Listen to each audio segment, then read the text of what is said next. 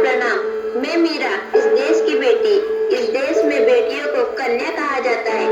उसे लक्ष्मी, सरस्वती, माँ दुर्गा के रूप में देखा जाता है और नवरात्र के दिनों में तो साक्षात उसे घर घर में पूजा जाता है। फिर क्या हो गया कि आज वह अपने अस्तित्व की लड़ाई लड़ रही है। वह अपने जीवन की भीख मांग रही है। अरे, बेटी तो हर घर की शान है, उसी से घर में रोशनी है। बेटी तो घरों को जोड़ती है। तो आइए, बेटियों के सम्मान में हम एक नाटक प्रस्तुत करने जा रहे हैं, जिसका शीर्षक है बेटी बचाओ बेटी पढ़ाओ। मीरा, ओ मीरा, तुमने मुन्ना को कहीं देखा क्या? पता नहीं सुबह सुबह कहाँ चला गया।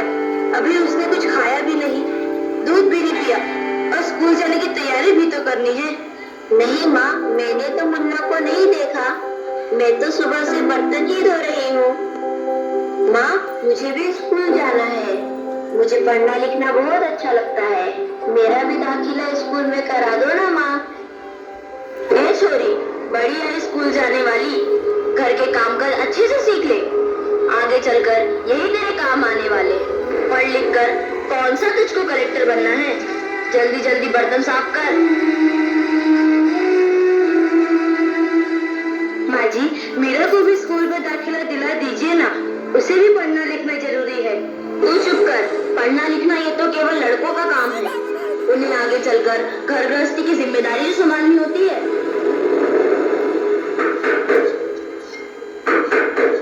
अरे, क्या हो रहा है? कौन किसकी जवाबदारी संभाल रहा है और हमारी मीरा बेटी क्यों रो रही है? देखिए ना डॉक्टर दीदी, दादी मुझे स्कूल ही जाने नहीं देती। कहती है तुझे पढ़ लिख कर क्या करना है, आगे चल के चूल्हा चौका ही तो संभालना है। अरे, यह तो बहुत गलत बात है माँ जी। क्या आपको नहीं लगता कि हम बेटियां भी पढ़ लिख कर आगे बढ़े? आज समाज बहुत आगे बढ़ गया है माँ जी। आप किस दुनिया की बात कर रही हैं? हम 21वीं सदी में जी रहे हैं। मैं आज ही टीचर दीदी से बात कर मीरा का दाखिला स्कूल में कराती हूँ। और हाँ, मैं तो यहाँ इसीलिए आई थी कि मुन्ना को पोलियो ड्रॉप दिया कि नहीं। जगह जगह इसके कैंप लगे हैं। अच्छा हुआ बहन जी आप आ गए। अब मुन्ना को पोलियो ड्रॉप भी दे देंगे और मैं इसे स्कूल भी पहुँचा दूंगी। अच्छा मीरा, अब तुम रोना नहीं, तुम जरूर स्कूल जाओगी और एक दिन पढ़ लिख कर मेरी तरफ बहुत अच्छी डॉक्टर बनोगी। ठीक है बेटा?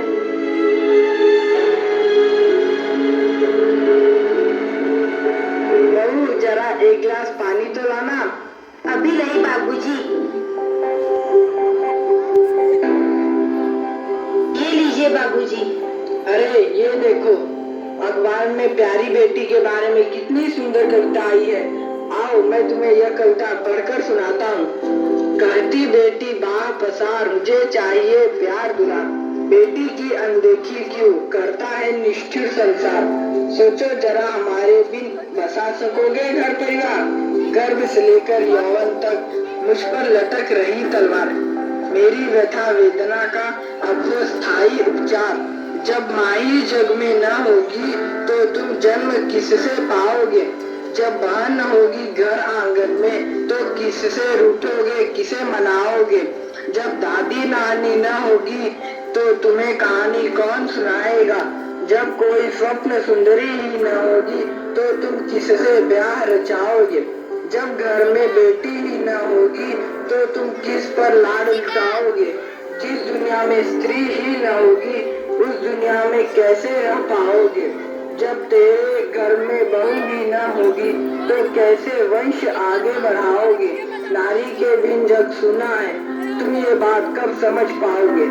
हाँ तो भाग्यवान, कैसी लगी यह कविता, है ना मजेदार?